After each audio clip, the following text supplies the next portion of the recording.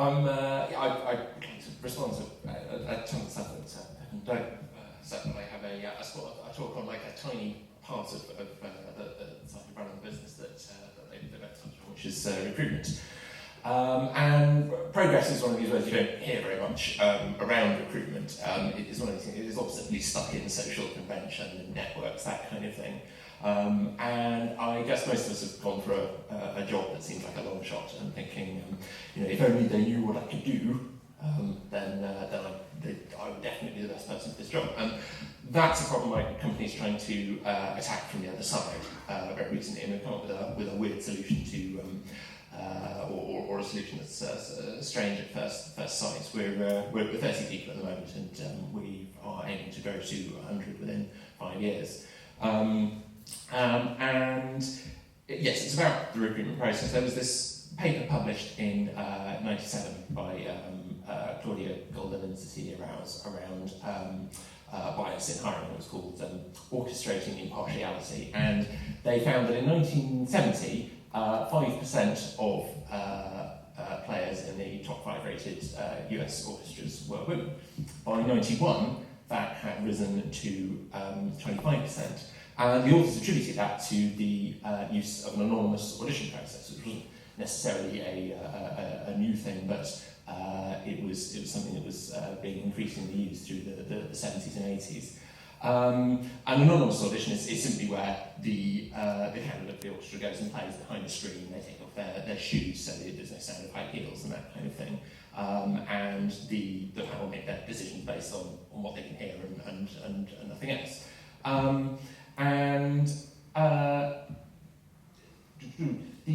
The authors had access to all the candidate data, and they showed from that data that anonymous auditions made a different. It was that women were 50% more likely to advance to the second stage of a process from an anonymous audition compared to when the panel could see them.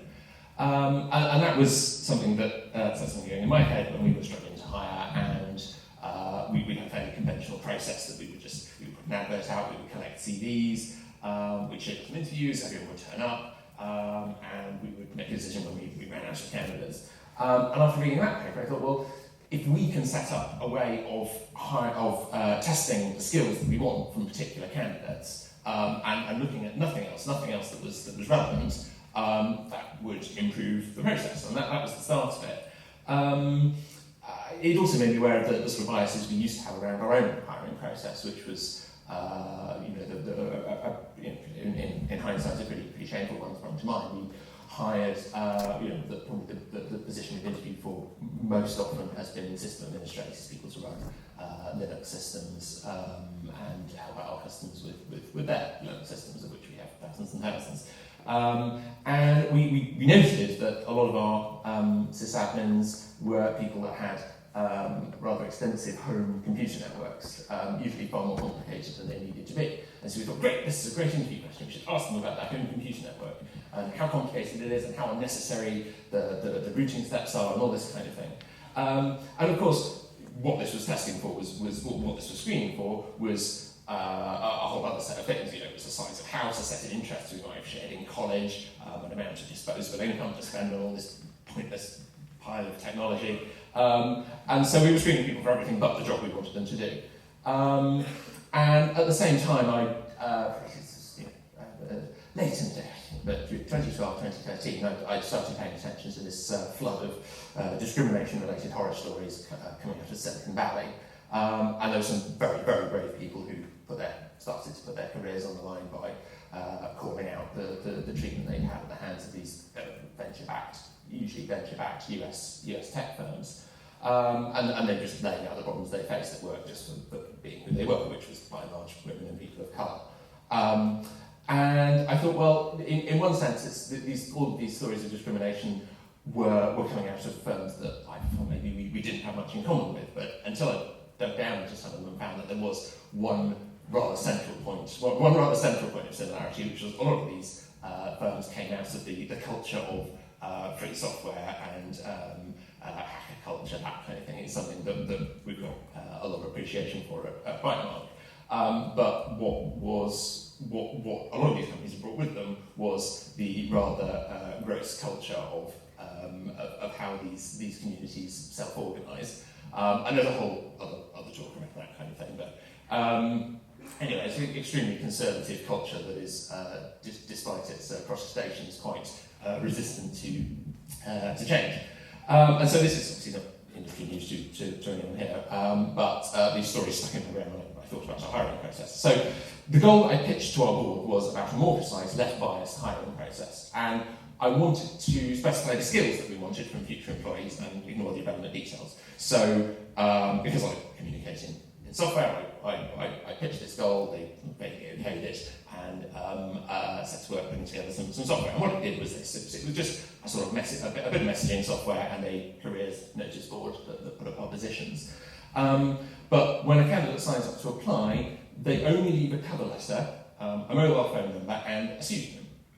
We don't ask for a CV, we don't ask for a name, nothing that we could possibly identify them from, and essentially trying to build up a relationship of trust without any more information than we need to evaluate whether they can do the job. We text them backwards and forwards to arrange an interview time, and that interview is then a 20-minute chat over essentially just a text chat like. It's just presented in the web page, and we type backwards and forwards. So we're not anonymous, but they are. And we're quite often interviewing cartoon characters or puns or pieces of food. And if that goes well, we arrange a second interview, which, again, by text to keep the process moving as quick as possible. And that's an online skills test. So for a programmer, that might be putting together a very small bit of software or solving a particular programming problem to a spec. For a sysadmin, we might set up a pile of broken systems and have our interview take place with the interviewer in the sort of speaking through an assumed customer, so as if there were customers with problems to solve, but we've set the servers up, that kind of thing. And for an administration position, we laid out research jobs and online word processor and this kind of thing, so that essentially they were doing all their work remotely and we were able to evaluate what they were doing. Again, all we could see was the work. And at every step we take scrupulous notes so that we've recorded our judgments at the time, and we can essentially use to make a fair decision.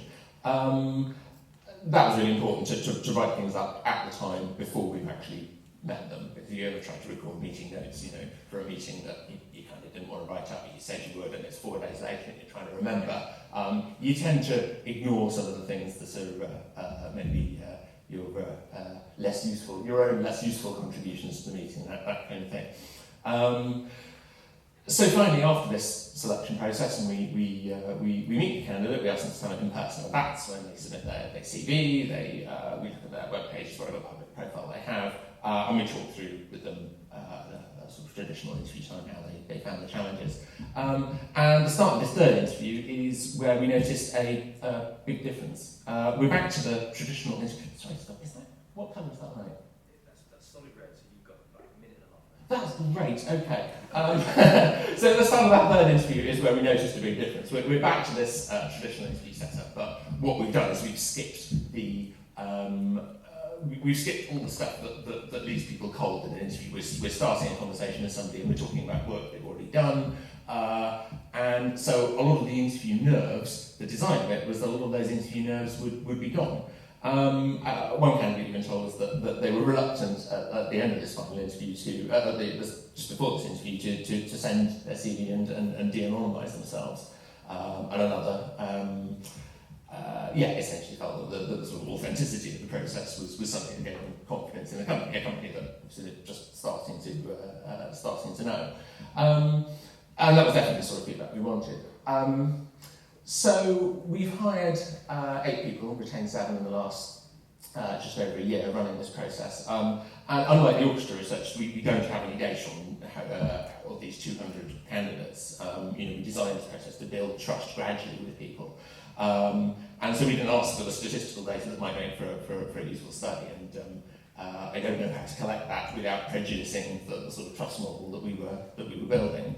So Bytemark's research manager, Kim Whitman, who's contributed a great deal to this talk, led a development cycle based around 14 hours of interviews with literally half the company, including people that have been hired through this process.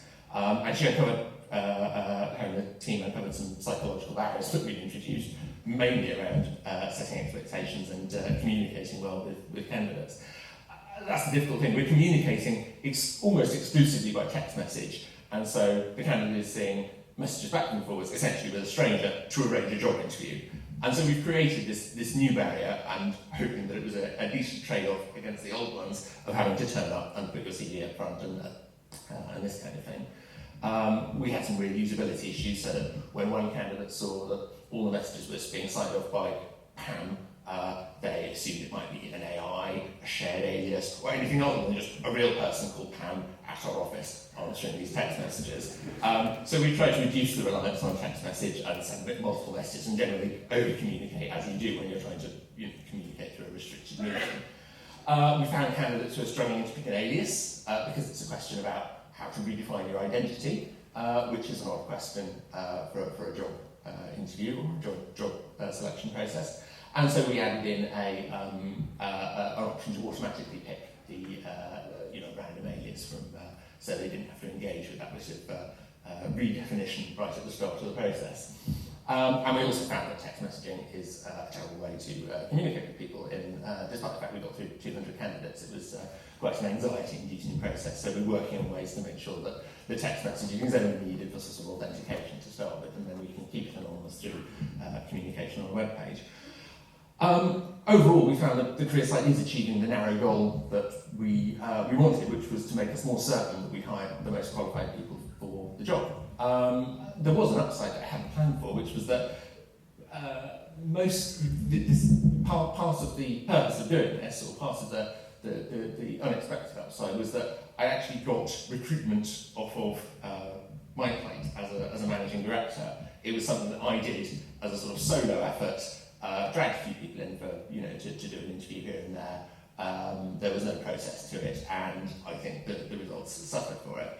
By the time we finished finished development and hired 2 or 3 people, I noticed we were actually able to hire 2 or 3 positions at a time, with different people running interviews between different sites. So not even all the interviewers were in the same place at the same time, and that meant we could get through applications more quickly.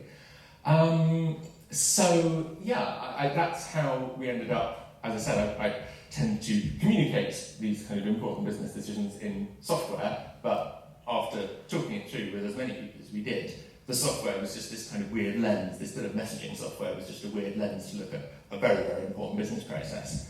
How